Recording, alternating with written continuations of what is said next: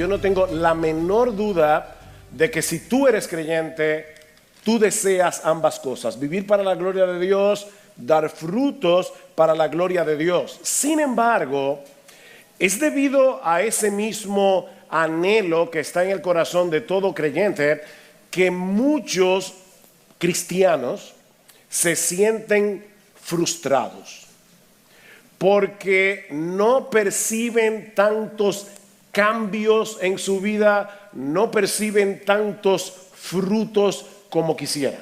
Yo no les voy a pedir que levanten su mano, pero yo sé que si yo les pidiera a ustedes en esta mañana, levanten su mano todos los que no se sienten satisfechos con los cambios que ven en su vida. Levanten la mano todos los que no se sienten satisfechos con los frutos que están dando como creyentes.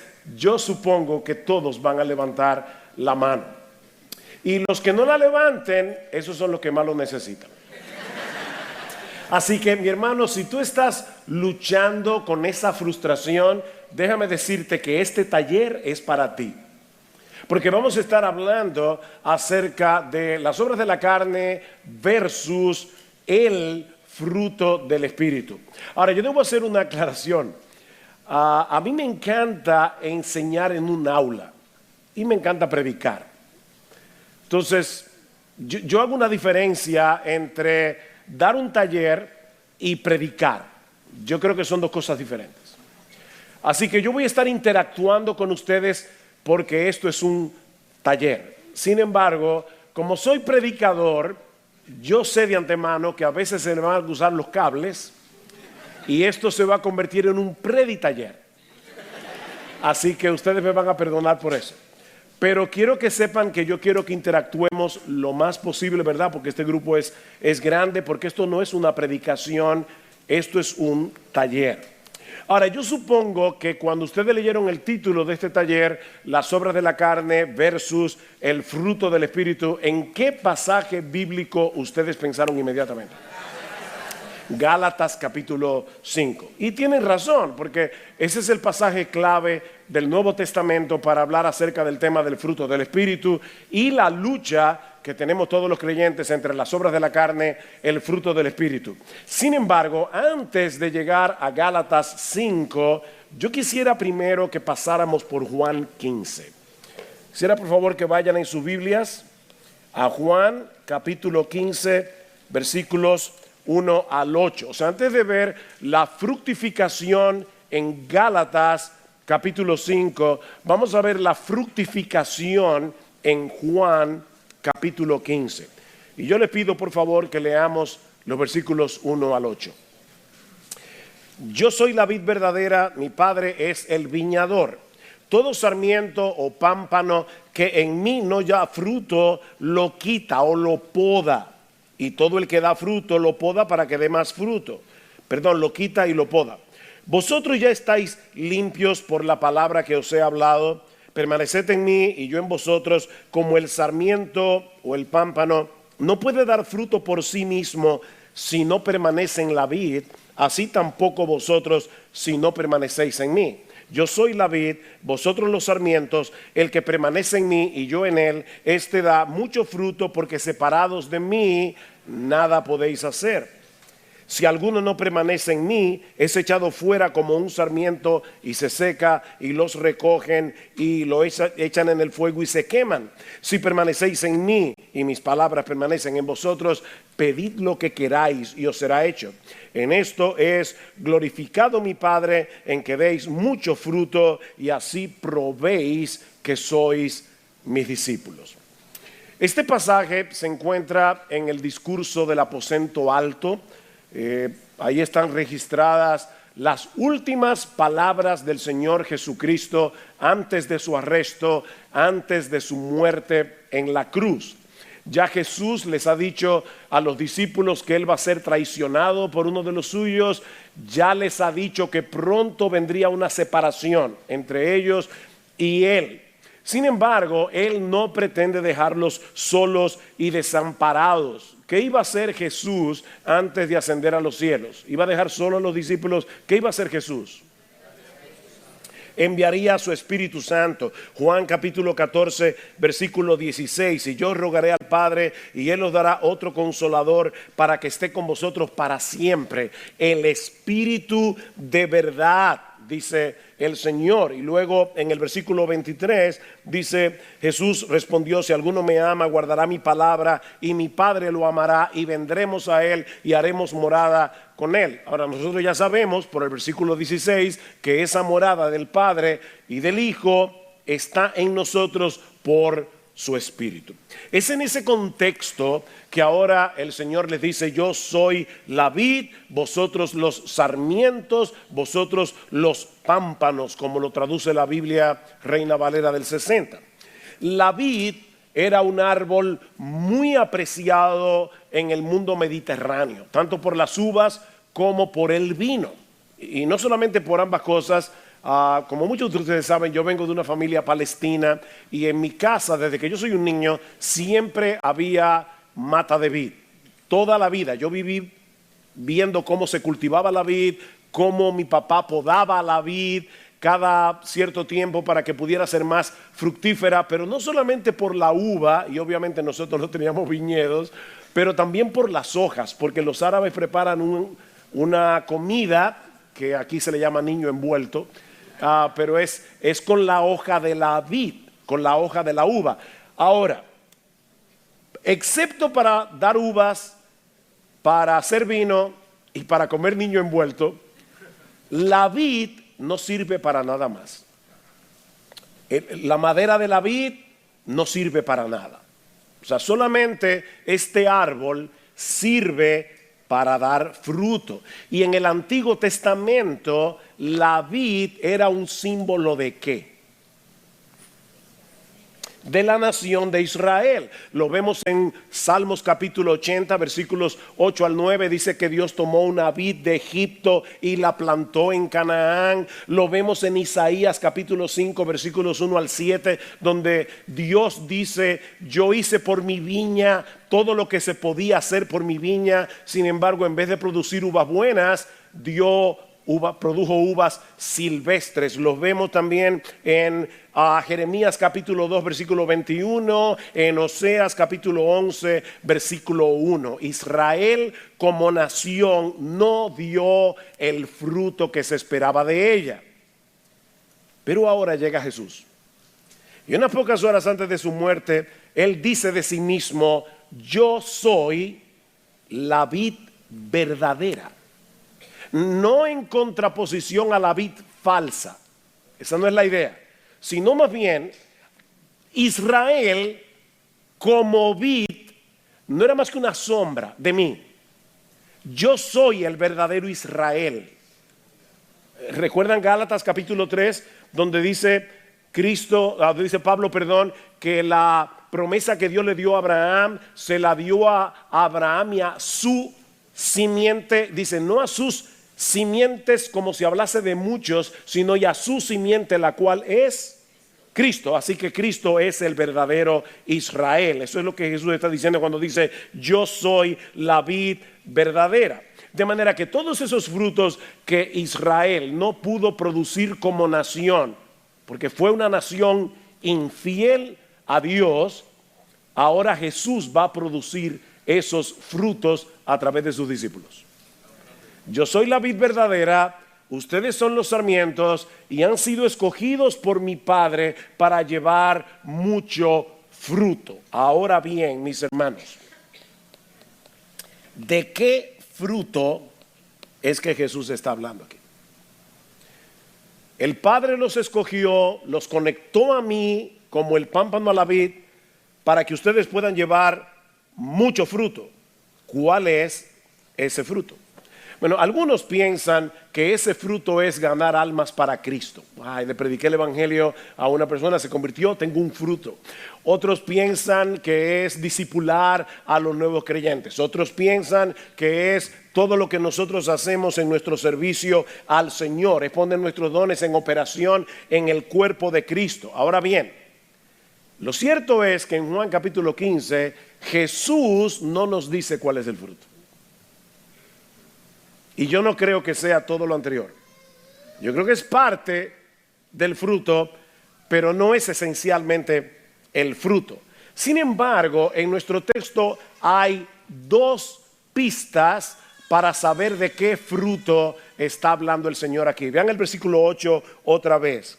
En esto es glorificado mi Padre, en que deis mucho fruto y así probéis que sois mis discípulos. Cristo está diciendo, primero, que este fruto es la evidencia de que somos cristianos. Y en segundo lugar, que es a través de ese fruto que el Padre es glorificado. Entonces, ¿cómo es glorificado el Padre? Ahora yo les pido que vayan conmigo a Juan 14. Juan capítulo 14, versículos 12 al 14. Recuerden, hermanos, que esto es un taller. Voy con calma. Dice el Señor, en verdad os digo, el que cree en mí, las obras que yo hago, él las hará también, y aún mayores que estas hará, porque yo voy al Padre. Y todo lo que pidáis en mi nombre, lo haré para que el Padre sea glorificado en el Hijo. Ahí está la idea otra vez. Cuando ustedes dan frutos, glorifican a mi Padre. Y ahora dice aquí, pidan en mi nombre y yo lo haré para que el Padre sea glorificado en el Hijo. Si me pedís algo en mi nombre, yo lo haré. Noten, hermanos, algo muy importante. Yo suelo decirle a nuestra iglesia, la bendición está en la gramática.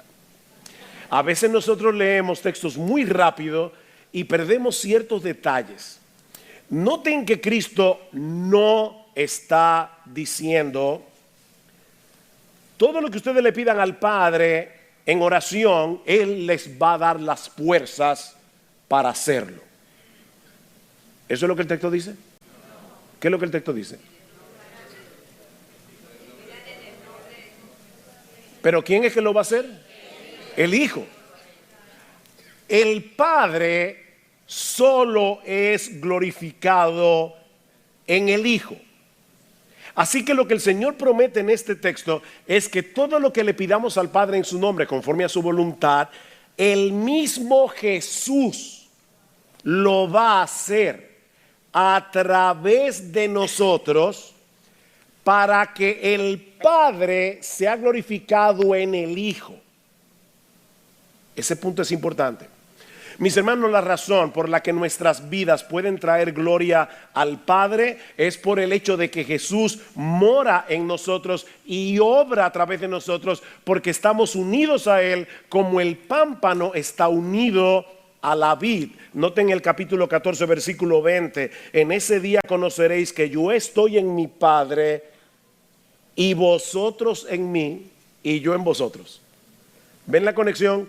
Yo estoy en el Padre, ustedes en mí, yo en vosotros. Hay una unidad entre los creyentes y Cristo, y es por causa de esa unidad que ahora nosotros podemos glorificar al Padre. Podemos dar frutos para la gloria de Dios porque hemos sido unidos a Cristo por la fe desde el momento mismo de la conversión. La vida de Jesús fluye a través de nuestra vida. Lo que nos lleva a la segunda pista que nos da el texto para saber de qué fruto es que Jesús está hablando aquí. Y es la metáfora misma. ¿Cuál es la metáfora? Yo soy la vid, ustedes son los pámpanos o los sarmientos. Entonces, ¿cuál es el fruto? Nosotros somos el fruto. Ok, déjeme una pregunta de horticultura. Muy simple. ¿Qué fruto da la mata de mango? Mango. Wow, qué inteligente. Ok. ¿Qué fruto da la vid? Uvas. Si Jesús es la vid, entonces ¿cuál es el fruto? El fruto es Jesús. El fruto, mis hermanos, es Cristo mismo. Alguien lo ha definido de esta manera. Esta frase, grábensela en la mente y en el corazón. es la vida de Jesús en mí siendo vivida y manifestada a través de mí. Eso es lo que glorifica al Padre. Ese es el fruto que da un verdadero creyente, que Jesús está siendo reproducido en nosotros. Nosotros estamos siendo conformados al carácter de Jesús, y mientras más se ve Jesús en nosotros, más gloria recibe el Padre. Esa es la idea. Así que el fruto sí puede ser predicar el evangelio, pero por el poder que Jesús te da para hacerlo. Sí puede ser hacer discípulos por el poder que Jesús te da para hacerlo. Sí es servir a los hermanos porque Jesús te da poder para servir y te da amor para servir. Pero al final de cuentas, el que se lleva la gloria es Jesús, no tú. Y a través de Jesús, el Padre. Así que el fruto, mis hermanos, es Jesús. Donald Carson define el fruto de Juan 15 como todo lo que en nuestras vidas da gloria al Padre. Pero luego dice, es la intimidad que disfrutamos con Jesucristo, como la unión de la vid y los pámpanos, lo que genera semejante productividad. Es la intimidad con Jesús. Me encanta un texto que aparece en el libro de Oseas, Oseas capítulo 14. Voy a anotar los textos aquí que yo quiero que ustedes tengan. Oseas capítulo 14 versículo 8. Escuchen esta frase. Jehová, Dios, le está diciendo a su pueblo Israel: de mí procede tu fruto. Yo no puedo dar fruto por mí mismo. De mí, le dice Dios a su pueblo en el Antiguo Testamento, de mí procede tu fruto. Bueno, eso es exactamente lo que Jesús le está diciendo a los discípulos. Yo soy la vid, ustedes son los pámpanos, de mí procede tu fruto. Y por eso toda la gloria es de Él. Ahora, hermanos, ¿cómo se producen las uvas en las ramas de la vid? Es que la rama se concentra y dice: voy a producir un racimo, voy a producir un racimo. Y así es, ¿verdad? No. ¿Saben cuántos racimos de uva puede producir una rama? Ninguno. Las ramas no producen fruto, es la vid la que lo produce a través de la rama. Y eso no es un juego de palabras, eso es muy importante. Por más que una rama intente dar fruto, no puede. Pero al estar conectada a la vid, que recuerden que es Jesús, la savia que fluye a través del tronco hace que produzca uvas, porque es un árbol de vid. Así que la forma como nosotros producimos frutos es porque estamos unidos a Jesús.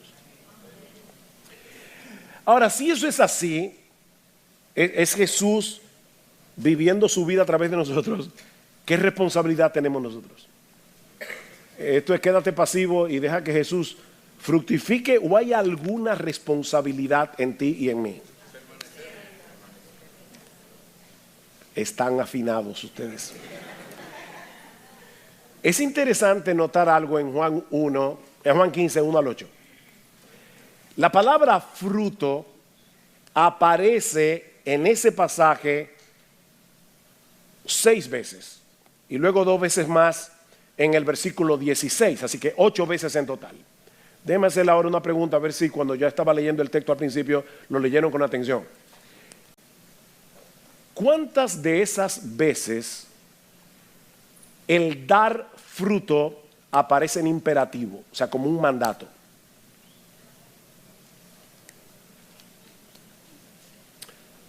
O sea, ¿cuántas veces Jesús le dice a los discípulos: den fruto?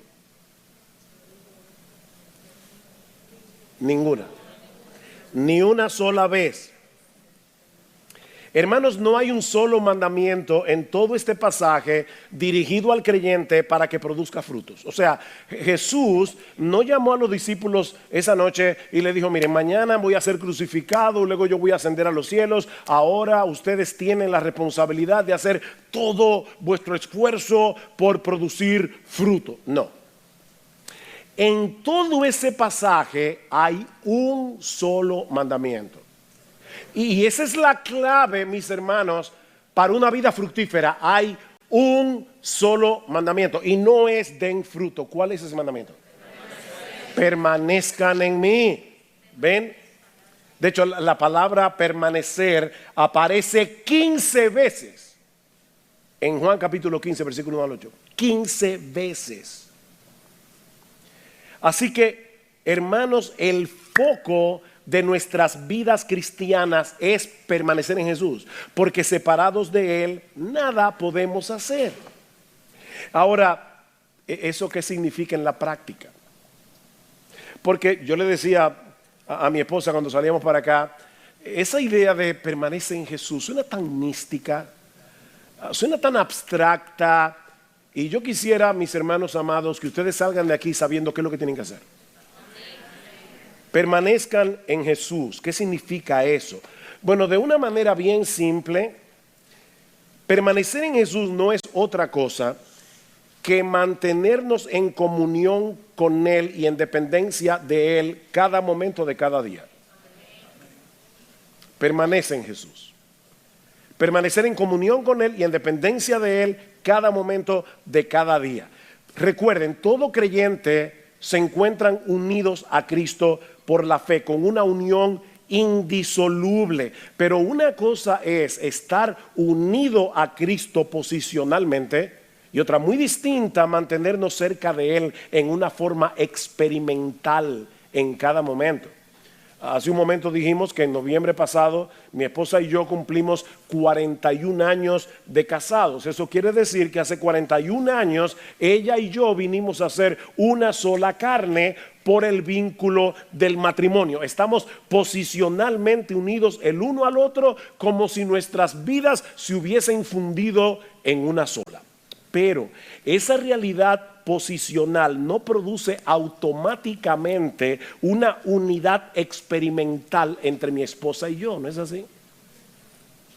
Ambos tenemos la responsabilidad en la práctica de que esa unidad se fortalezca a través de una buena comunicación, a través de acciones intencionales que nos conecten el uno al otro. Bueno, eso es precisamente lo que Jesús está diciendo a sus discípulos en este pasaje. Manténganse cerca de mí, pongan todos sus afectos primariamente en mí, no se desconecten de mí mientras se envuelven en las cosas cotidianas del día a día. Permanezcan en mí. Permanecer en Cristo es estar apercibidos de su presencia en nuestras vidas y en una forma intencional mantener una comunión cercana con Él a través de la palabra y a través de la oración.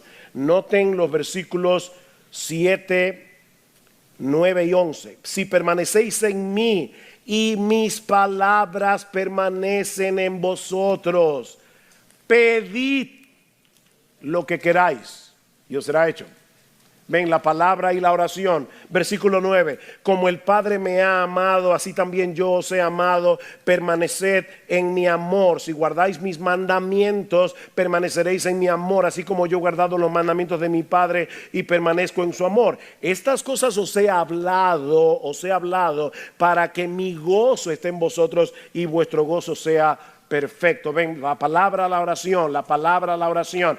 Permanecer en Jesús es permanecer en su palabra. Permanecer en Jesús es permanecer en comunión con Él a través de la oración. Dice Sinclair Ferguson, yo voy a explicar un poco más cuando lleguemos a Gálatas, pero dice Sinclair Ferguson, la manera de permanecer en Él es dejando que su palabra permanezca en nosotros. ¿Qué dice Colosenses capítulo 3, versículo 16? La palabra de Cristo more en abundancia. La palabra de Cristo ¿es un visitante en tu vida o es un habitante? ¿Es un visitante o es un habitante? Porque Cristo dice que la palabra de Cristo, dice Pablo, perdón, no Cristo, que la palabra de Cristo more en abundancia en vosotros. Sigue diciendo Sinclair Ferguson, oigan esto, no dejes ninguna habitación de tu vida cerrada, ninguna puerta de armario cerrada donde no penetre la luz de su palabra. Deja que su luz alumbre tu mente. Deja que traiga luz a tu mente. Deja que encienda tus afectos por Cristo. Deja que esa palabra someta tu voluntad a la suya. Así estás permaneciendo en Cristo. Sigue diciendo Ferguson, la palabra de Cristo es el instrumento de Cristo usado por el Espíritu de Cristo para nutrir nuestra unión con Cristo y transformarnos a la imagen de Cristo. No hay atajo aquí. La palabra de Cristo es el instrumento de Cristo usado por el Espíritu de Cristo para nutrir nuestra unión con Cristo y transformarnos a la imagen de Cristo. Solo la palabra puede hacer eso. Y esta tarde, cuando vengamos a la plenaria sobre la iluminación del Espíritu, vamos a ver un poco más de eso. Así que mantenerse en comunión con Cristo por medio de la oración y la palabra es lo que produce en nosotros el fruto de una vida que es cada vez más semejante a la vida de Jesús. Esa es la enseñanza de Juan 15. Hasta aquí, mis hermanos, ¿hay alguna pregunta?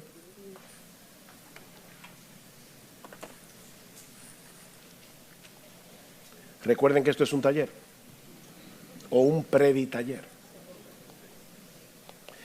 Bien, vamos entonces a Gálatas, capítulo 5, versículo 16 al 25. Gálatas capítulo, esto es un 5, aunque usted no lo crea. Versículos, ahora está peor.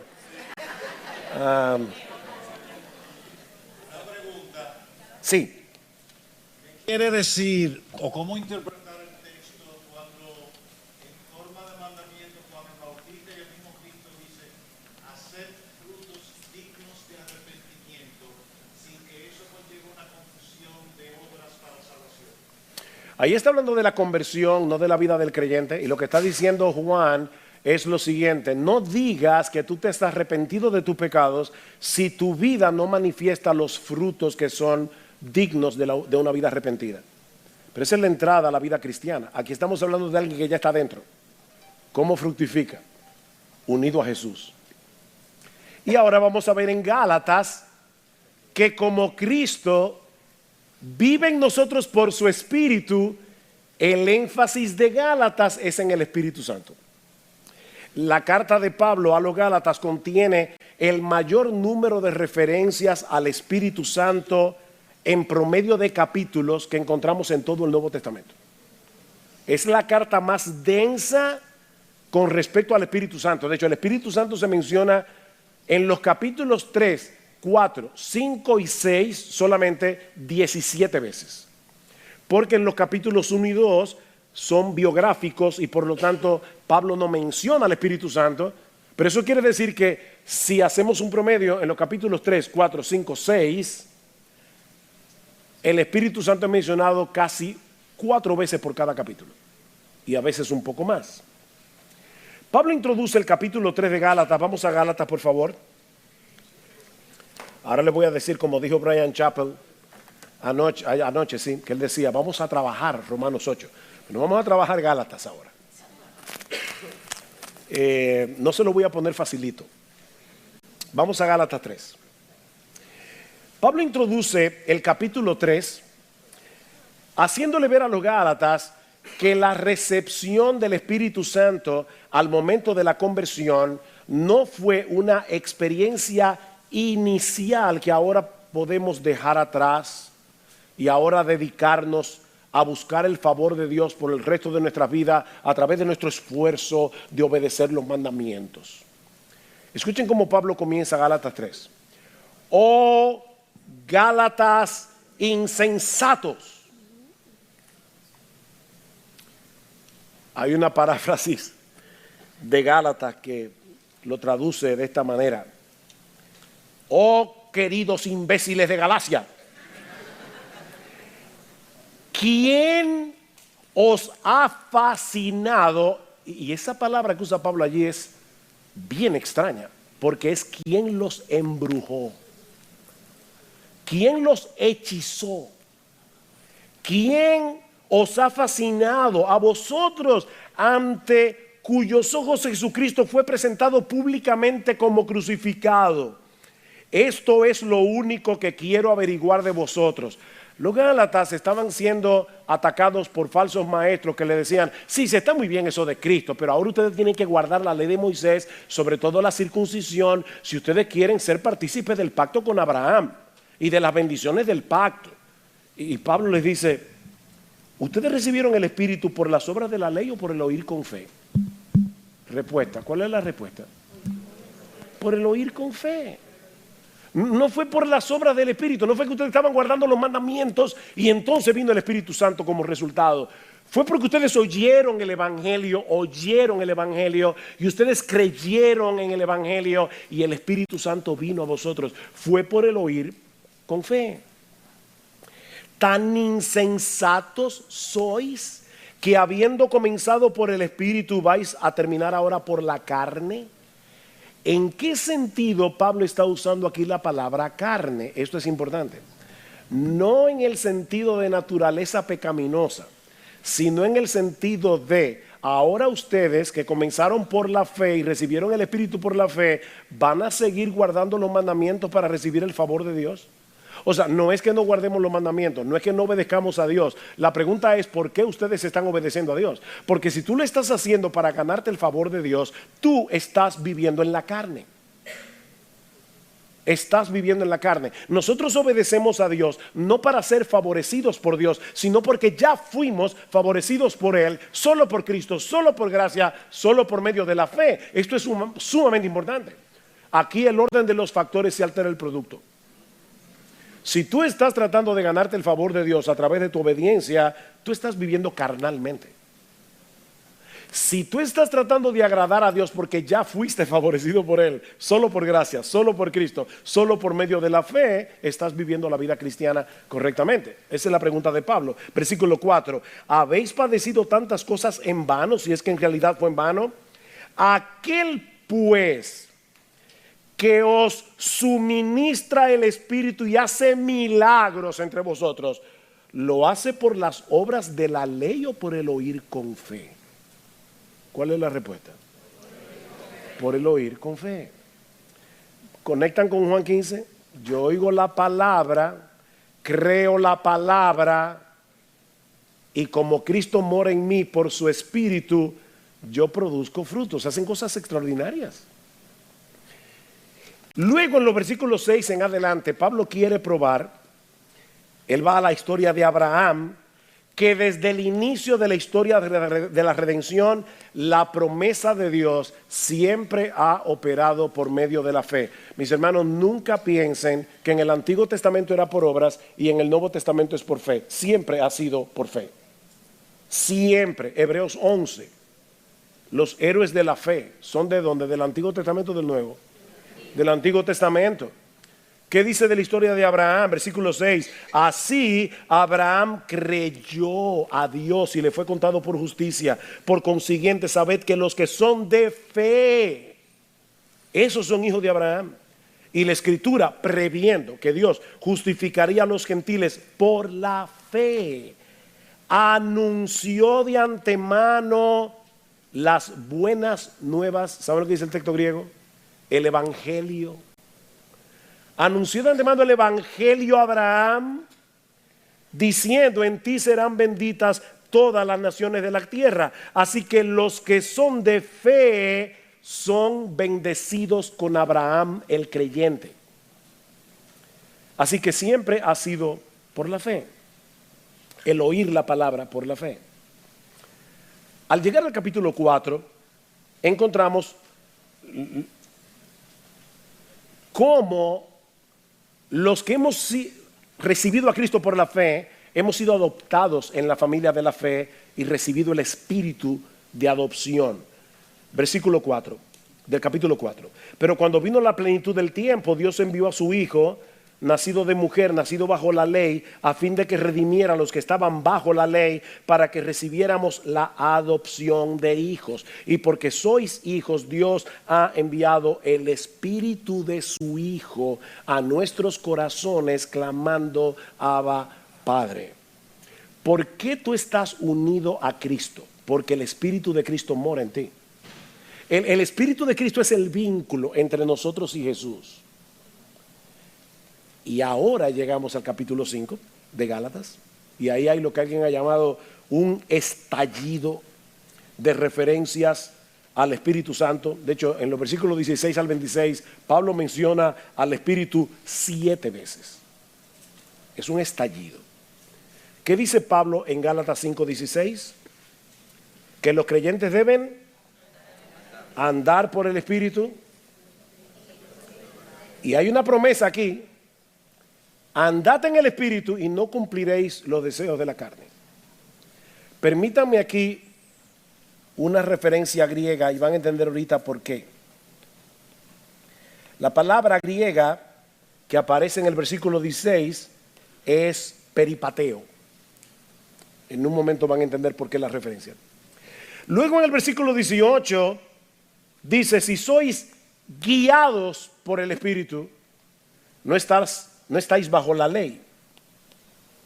Otra vez, la palabra griega allí es una palabra que ustedes saben, pero no saben que se la saben. Es la palabra pedagogue, de donde viene la palabra pedagogo. Ahora, si ustedes recuerdan bien y han leído Gálatas, yo espero que ustedes no lleguen al cielo y Pablo les diga: ¿y tú no leíste mi carta a los Gálatas?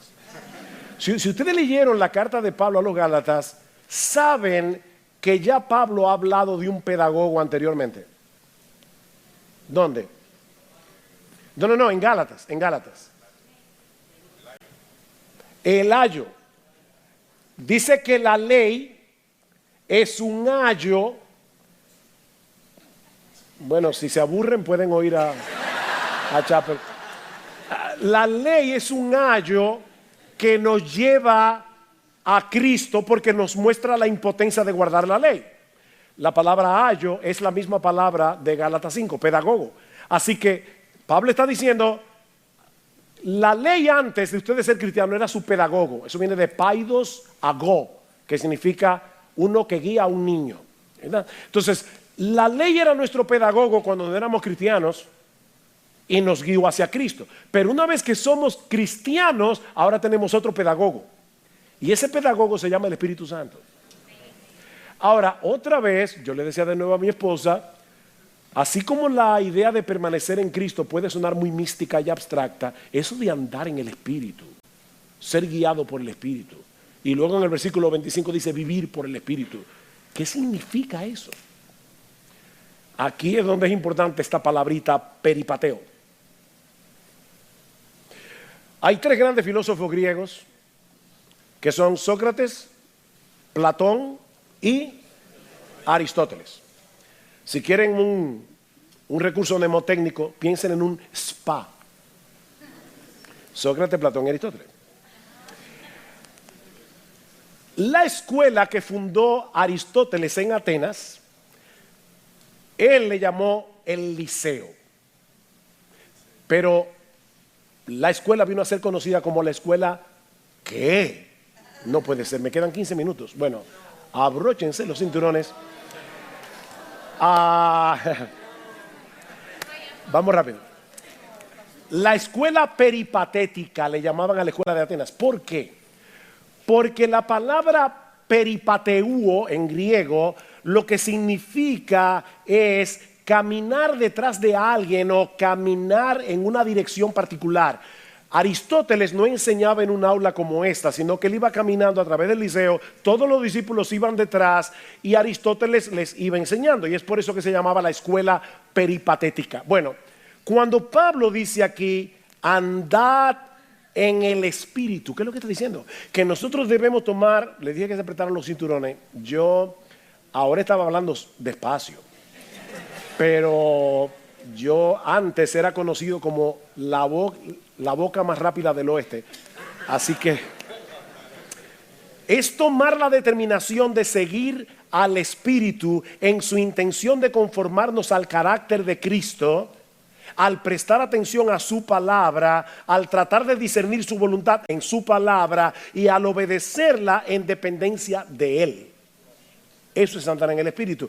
Necesitamos que Él sea ahora nuestro pedagogo, que Él nos diga, mira, es así como tú debes vivir. Si la Biblia lo dice, ya tu opinión no vale nada. Las opiniones de tus amigos no valen nada.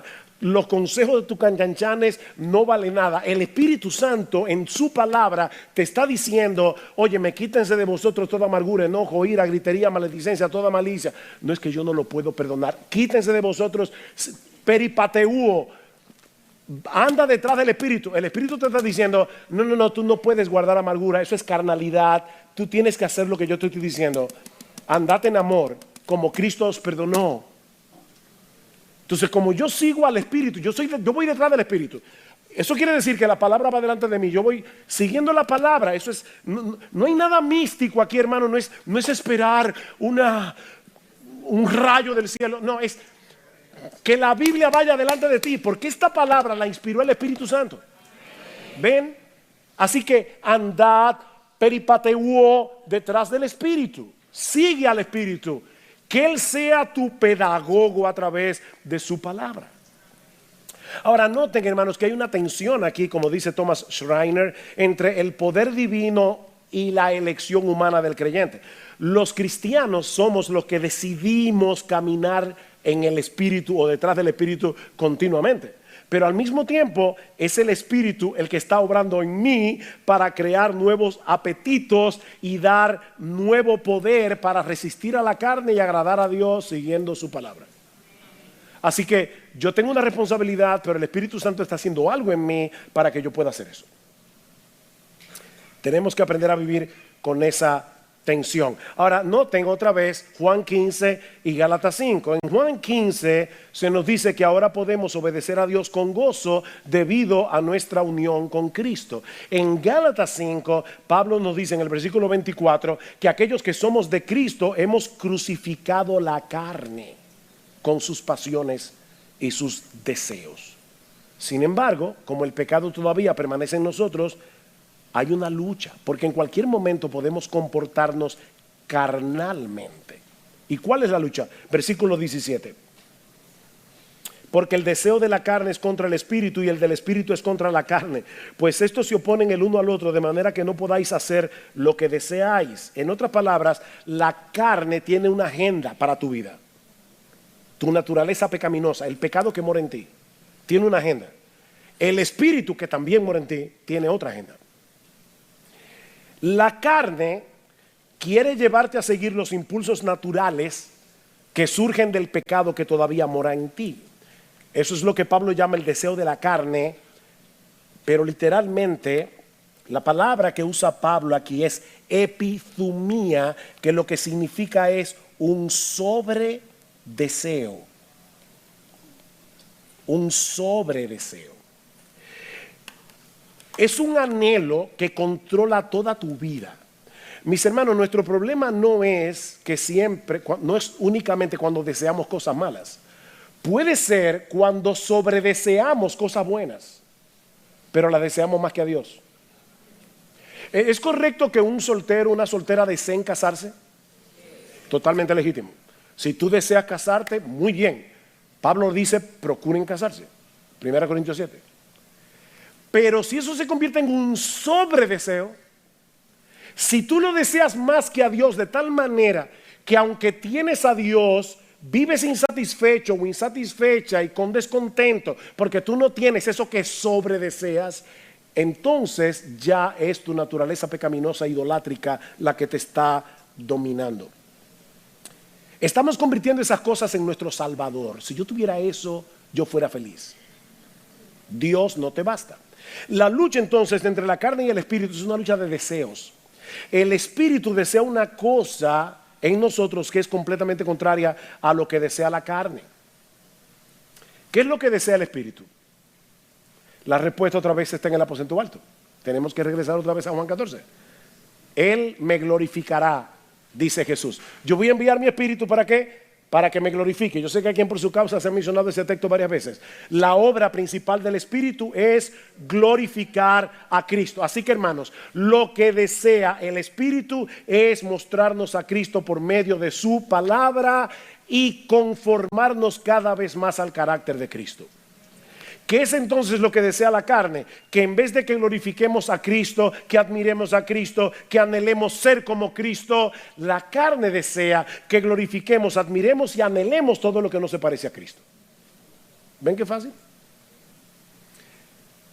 Y eso produce en nosotros, si seguimos los deseos de la carne, una serie de pecados que Pablo enumera en los versículos 19 al 21. Lamentablemente, no voy a poder detenerme aquí, pero dice Pablo: ahora bien, las obras de la carne son evidentes: inmoralidad, impureza, sensualidad, idolatría, hechicería, enemistades, pleitos, celos, enojos, rivalidades, disensiones, sectarismos, envidia, borracheras, orgías y cosas semejantes a estas. O sea, que eso no es todo lo que la carne produce.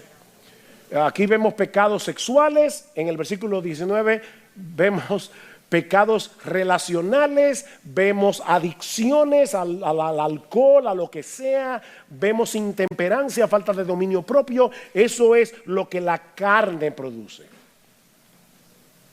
Y Pablo concluye: contra las cuales os advierto que los que practican tales cosas no heredarán el reino de Dios. O sea, una cosa es que tú tengas luchas con el pecado que mora en ti, y de hecho que a veces caigas en pecado y te arrepientas, y otra muy diferente es que tú habitualmente consientas tu naturaleza pecaminosa. Si tú habitualmente consientes tu naturaleza pecaminosa, tú vas camino al infierno. Eso es lo que Pablo está diciendo aquí, así de simple. El creyente ha sido unido a Cristo por la fe, y el Espíritu Santo mora en él, capacitándolo en su gracia para que pueda obedecer a Dios y desarrollar el carácter de Cristo, que Pablo engloba aquí en el fruto del Espíritu: amor, gozo, paz, paciencia, benignidad, bondad, fe, mansedumbre, dominio propio. ¿Qué es eso? El carácter de Jesús. El carácter de Jesús. ¿Y por qué Pablo le llama, fíjense, las obras de la carne? Son muchas. Y el fruto del Espíritu. ¿Por qué le llama fruto? Tim Keller dice que esto es por 4 razones. Muy rápido. En primer lugar, porque el crecimiento del cristiano es gradual. El crecimiento del cristiano es gradual. Siéntate a ver, hay una mata de mango crecer y dar fruto, y te vas a morir ahí sentado. Porque eso es gradual, es poco a poco. Así pasa con el creyente. Tú no ves que estás cambiando, pero créeme, hay crecimiento en ti. Es verdad que a veces hay 3 pasos para adelante, 2 para atrás, a veces 3 para atrás, 2 para adelante, pero en el camino en general hay crecimiento. En segundo lugar, que el crecimiento del cristiano es inevitable. Es el fruto del Espíritu. El Espíritu vive en ti. En una ocasión enterraron a un señor bajo una losa de mármol, y no se dieron cuenta que una semilla de bellota, la bellota es el fruto que dan la encina, el roble, una bellota cayó dentro de la tumba. ¿Saben qué pasó? Cerrada con mármol, que el árbol que creció rompió el mármol. Alguien decía, hablando de eso, dice: no importa cómo sea la vida de un cristiano, el fruto del Espíritu se abrirá camino a la fuerza. Ese es el fruto del Espíritu. Tercero, es un fruto porque sus raíces son internas. Es algo que está pasando en nuestro interior y que luego se ve a través de nuestras actitudes, a través de nuestras respuestas, de nuestras reacciones. Pero es algo que pasa adentro. Cuarto, el crecimiento cristiano es simétrico. No voy a abundar en eso porque Miguel habló de eso ayer. Yo no puedo escoger, bueno, voy a tener amor, pero no voy a tener gozo. O voy a tener gozo, pero no voy a tener paciencia. O voy a tener paciencia, pero no dominio propio. No, no se puede, porque es el fruto del Espíritu. Ahora bien, ¿cómo crece ese fruto en nosotros? Y vamos a ver la conexión con Juan 15. Primero, recordando continuamente cuál es tu identidad. Los que son de Cristo han crucificado la carne con sus pasiones y deseos. No le creas al diablo cuando te dices que tú no tienes otra opción que pecar, porque eso no es verdad. Los que son de Cristo, y tú eres de Cristo, estás unido a Cristo, han crucificado la carne con sus pasiones y deseos. Recuerda tu unión con Cristo, porque eso es lo que te define. En segundo lugar, ataca el pecado a nivel motivacional, no solamente conductual. ¿Por qué tú estás pecando de esa forma? Mis hermanos, ¿por qué desobedecemos a Dios? Porque pensamos que satisfacer ese sobredeseo nos dará la satisfacción que Dios no nos está dando. Así que si tú atacas el pecado a nivel motivacional y dices, no, eso es una mentira del diablo, no es verdad que ninguna criatura me va a dar más satisfacción que el Creador, tú estás atacando el pecado a nivel motivacional para que las obras de la carne no se manifiesten en ti. En tercer lugar, anda en el Espíritu. Y ya vimos lo que esto significa. Ve detrás del Espíritu, la palabra delante y tú detrás, haciendo lo que la palabra dice en dependencia del Espíritu Santo. ¿Y sabe qué va a pasar? Una promesa: no satisfaceréis los deseos de la carne. Toma la determinación de seguir al Espíritu de Cristo en su intención de conformarte al carácter de Cristo, prestando atención a su palabra, tratando de discernir y obedecer su voluntad en dependencia del Espíritu, y tú vas a andar en el Espíritu. Mis hermanos de la IBI, ¿puedo robarme por lo menos 4 minutos? Ustedes son de la IBI. ¿Yo qué dice? Ok. Es que esto es importante. Ya este final es muy importante. Los que me conocen saben muy bien que yo soy un músico frustrado. De hecho, ya yo tengo planes de cuando yo llegue al cielo, le voy a pedir a Johann Sebastian Bach que me enseñe música, y como tenemos toda la eternidad. Ok. Yo soy un músico frustrado. Imagínense que un día yo estoy en el piano de la iglesia tratando de sacar algo de melodía, pero estoy ahí luchando con el piano, y de repente entra por la puerta Daniel Barenboim, que es uno de los mejores músicos, bueno, de los mejores directores, pero es músico también, de los mejores directores de música que hay en el mundo. El único problema es que él lo sabe, pero bueno. Daniel Barenboim es muy bueno. Imagínense que Daniel Barenboim entra a mi iglesia, me ve ahí luchando con el piano, y me dice: ¿tú quieres tocar bien el piano? Te voy a dar un secreto. Mira, yo tengo algo, un poder, que todo el que toca el piano mirándome a mí, lo toca perfectamente. De verdad, sí. Haz la prueba. Y yo miro a Barenboim, comienzo a tocar el piano y... increíble. Él me dice: mira, yo tengo un concierto en el Teatro Nacional, y yo quiero que tú le des una sorpresa a tus amigos y a tus familiares. Yo te voy a llamar al podio para que tú toques el piano, pero no te olvides, yo me voy a sentar en primera fila para que tú no dejes de mirarme a mí. Entonces yo subo, Barenboim me llama, subo al piano y comienzo a tocar mirando a Barenboim ahí. Y estoy tocando tan bien que entonces de repente yo quiero ver cómo mis amigos y mis familiares están, ¿verdad?, sorprendidos. Y quito mi mirada de Barenboim. Toda mi habilidad de tocar el piano desaparece como por arte de magia. Mis hermanos, la única forma en que tú puedes tocar la vida cristiana es mirando a Jesús. No hay forma. Nosotros somos meras ramas que podemos producir fruto únicamente por estar conectado con la vid. Si tratamos de hacer algo en nuestras propias fuerzas, fracasaremos por completo, porque separados de Jesús nada podemos hacer. Recuerda lo que dice alguien: es la vida de Jesús en mí, siendo vivida y manifestada a través de mí. O como lo dice Arthur Pink: nuestro fruto es el fruto de Cristo, porque las operaciones de la gracia de Dios solo son obradas en y por Cristo.